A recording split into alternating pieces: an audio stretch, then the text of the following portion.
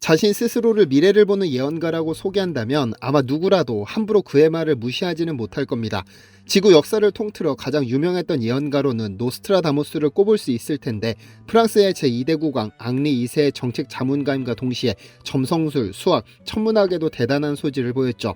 그는 이러한 지식을 바탕으로 미래를 점쳤는데 다소 후대의 해석이 덧붙여지기는 했으나, 그는 히틀러의 출현, 제2차 세계대전의 발발, 일본에 대한 원폭 투하, 체르노빌 원전 사고 등등을 정확히 예언했다고 하죠. 현재 우리는 로켓이 달에 착륙하고 로봇이 등장하고 인공지능이 세상을 지배하고 있는 최첨단 과학의 시대에 살고 있습니다. 그래서 과학적으로 증명되지 않은 것들을 진실이 아니라고 과감하게 말할 수 있는 시대를 살고 있습니다만, 여전히 많은 분들은 점집을 찾고 신년운세를 봅니다. 그런 의미에서 한반도에도 수없이 많은 예언가들이 있었는데, 오늘의 주인공 타노스님은 완전히 결이 다릅니다. 단어에서 알 수 있듯 불교의 기이한 승려인데, 이분은 유불선 3교에 모두 정통해 원효대사, 의상대사와 함께 한국 3대 고승으로 불리기도 합니다. 그런 타노스님에게 제자들은 늘 제발 예언 좀 그만하시라며 만류하고는 했는데, 왜냐면 그가 예언하는 족족 전부 현실이 됐기 때문입니다. 대단한 예언가이기도 했던 것인데, 1983년 입적하신 타노스님이 남긴 예언 중 단 하나 아직 현실이 되지 않은 것이 있습니다. 입적하기 전 일본에 대해 남긴 예언인데, 헛소리로 치부하기에는 너무나 현실적이어서 쉽게 무시할 수도 없습니다. 어떤 예언이었을까요? 안녕하세요, 디스멘터리입니다. 동아일보 편집국장을 거쳐 한겨레 문화방송 사장을 지낸 언론인 김중배는 탄어에 대해 나는 사실 그를 잘 알지 못한다. 다만 그는 동양의 역학의 원리로 어제의 역사를 되돌아보고 내일의 역사를 예견하며 다음 세계의 주인이 한국이 될 것이라고 한다. 그의 이러한 예지력은 거창함이 지나쳐 허황되게 들리기 마련이다. 하지만 자연과학의 지식까지 동원하는 그의 예지력에는 분명히 설득력이 있다는 것 또한 부인할 수는 없다며 탄어의 예지력에 대해 놀라움을 표했습니다. 승려임에도 예언가로 잘 알려진 타노의 예지력은 놀라운 수준이었는데, 그의 제자들은 이미 불교의 큰 스승으로 불리는 자신들의 스승이 세상으로부터 점쟁이라는 소리를 듣는 것이 못내 불만스러웠습니다. 그래서 예언을 그만두라 만류했지만, 타노는 나는 노스트라다무스와 같은 예언가가 아니고 역학 원리로 세상을 보는 것이라고 강조했는데요. 그가 남긴 예언 중 현실이 된 것들은 상당히 많은데, 가장 최근에 현실이 된 예언이 하나 있습니다. 1975년 충북 제천 덕주사로 발길을 옮긴 탄원은 저녁쯤 덕주사 주지 월남스님과 이야기를 나누었습니다.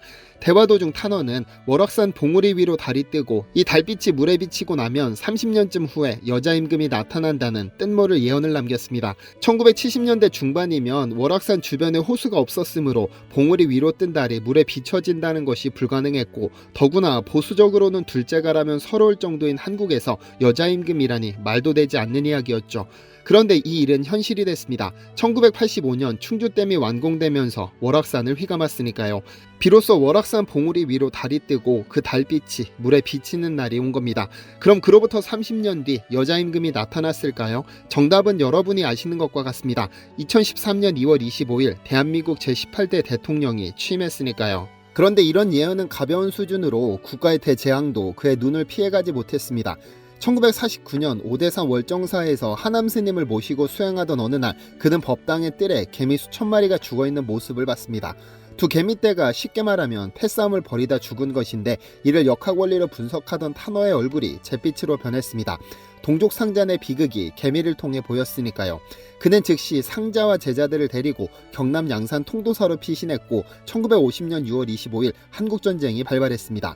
1968년의 일은 더 소름이 돋습니다. 오대산 월정사에서 화엄경 번역본을 집필하던 그는 제자들을 불러 모으더니 당장 이 원고와 원본 책들을 전부 다른 곳으로 옮기라는 생뚱맞은 명령을 내렸습니다. 그의 엉뚱한 명령에도 제자들은 모든 원고와 책들을 삼척 영은사로 옮겨갔는데, 사건 후 15일 뒤 울진 삼척지구 무장공비 침투 사건이 발발합니다. 북한에서 무려 120명의 무장공비가 울진과 삼척으로 침투한 사건으로 이들을 소탕하기 위해 울진, 봉화, 삼척, 명주, 정선 등에서 약 2달간 공비소탕작전이 전개됐습니다. 이 소탕작전의 사령부가 월정사에 설치됐고, 공비를 토벌하는 과정에서 월정사 곳곳이 불에 타는 등 폐허가 됐었습니다.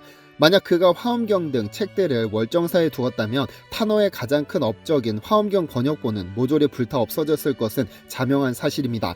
그의 예지력 덕분에 화를 면할 수 있었죠.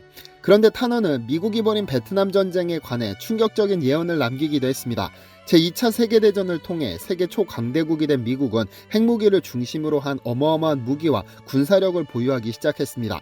그 어떤 국가도 미국에 함부로 대항할 엄두도 내지 못했죠.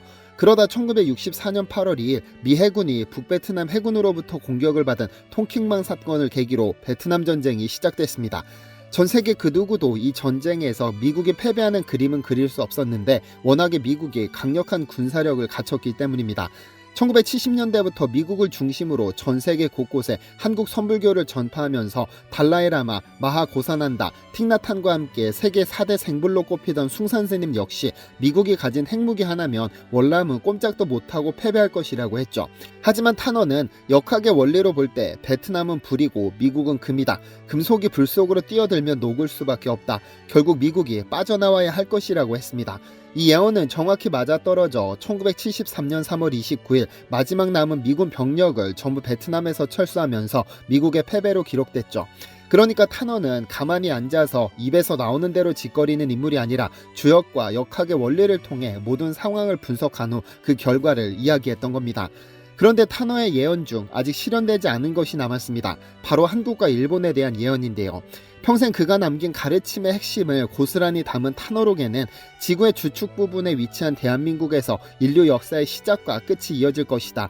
5천년 동안 고난과 역경 속에서 살아온 우리 민족의 불행한 역사는 머지않아 종결될 것이다. 새 시대가 오기 전에는 진통을 겪지 않을 수 없는데 이 고통이 지나면 남북 통일의 서광이 비추고 생각으로 감지할 수 없는 새로운 차원의 세계가 도래한다고 기록되어 있습니다. 반만년 유구한 역사를 버텨낸 한반도에는 셀 수 없이 많은 외침이 있었지만 단 한 번도 완벽히 굴복한 적 없이 오뚜기처럼 버텨냈습니다.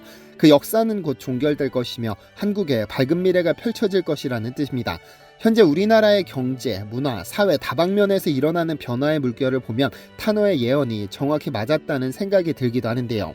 그런데 탄원은 주역과 역학의 원리로 일본에 대한 예언도 빼놓지 않았습니다. 아주 가혹한 침몰설을 예언했죠.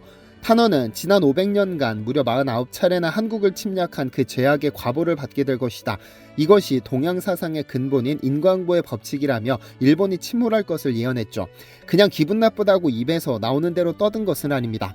그는 기울어진 지구의 축이 바로 서게 될 것이라며 지구의 축이 바로 서면 북극 빙하가 녹고 빙하가 녹으면 전 지구적에 엄청난 지각 변동이 올 것이라고 예측했습니다. 현재 23.7도 기온 지구가 똑바로 선다는 의미는 극한의 기후가 사라진다는 의미인데 현재 우리가 경험 중인 지구 온난화로 빙하가 녹는 것도 탄원은 지구의 중심이 똑바로 서는 과정에 있기 때문이라고 해석합니다. 따라서 북극 빙하가 모두 녹아내려 현재 해수면이 높아지면 높아진 해수면 높이만큼 물에 잠기는 국가가 등장하기 마련입니다. 지구의 중심축이 바로 서기 위해서는 그 전조 증상인 지진이 발생하고 지진에 동반된 쓰나미 역시 자연스러운 현상이고 빙하가 녹아 해수면이 높아지는 것은 자연의 법칙이라는 것이 탄호의 주장. 그는 현재 일본의 3분의 2가 물에 잠겨 영토가 3분의 1밖에 남지 않는다. 한반도 역시 동쪽이 침몰하게 되는데 대신 한반도 2배 크기의 서해바다가 떠올라 융기된다. 이때부터 한국이 세계의 주인공이 된다고 자신 있게 말했습니다.